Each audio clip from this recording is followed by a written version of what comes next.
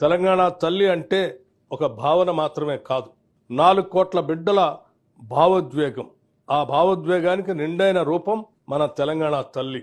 ప్రజల మనోఫలకాలపై నిలిచి ఉన్న తెలంగాణ తల్లి రూపాన్ని నేడు సచివాలయం సాక్షిగా ఆవిష్కరించేందుకు ప్రజాప్రభుత్వం సిద్ధమైందని ఈ పవిత్ర సభ సాక్షిగా మీ అందరికీ తెలియజేయటానికి సంతోషిస్తున్నాను.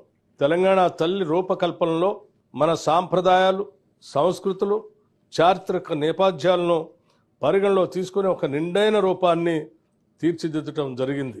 మన సంస్కృతికి అద్దం పడుతూ ప్రశాంత వదనంతో, సాంప్రదాయ కట్టుబొట్టులతో, మెడకు కంటె, గుండు పూసల హారంతో, చెవులకు బుట్టకమ్మలతో, ముక్కు పుడకతో, బంగారు అంచు కలిగిన ఆకుపచ్చ చీరలో, చేతికి గాజులు, కాళ్లకు కడియాలు, మెట్టెలతో చాకలి ఐలమ్మ, సమ్మక్క సారలమ్మ పోరాట స్ఫూర్తితో, ఎంతో హుందాతో కూడిన ఆహార్యంతో మన తెలంగాణ తల్లి రూపొందించబడింది.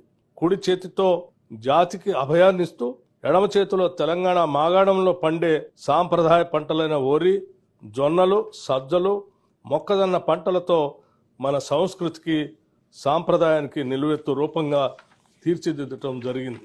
తెలంగాణ తల్లి నిలుచున్న పీఠం మన చరిత్రకు దర్పణంగా రూపొందించాం.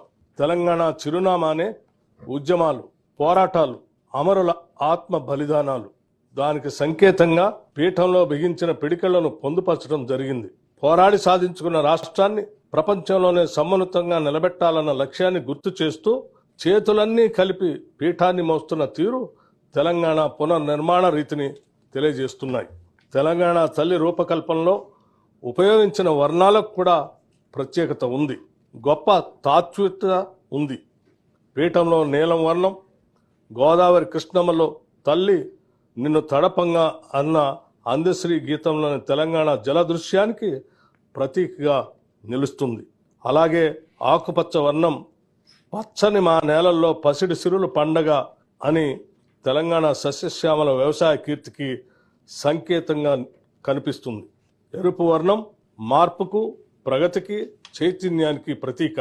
బంగారు వర్ణం శుభానికి, ఐశ్వర్యానికి, సమృద్ధికి నిదర్శనంగా నిలబడుతుంది.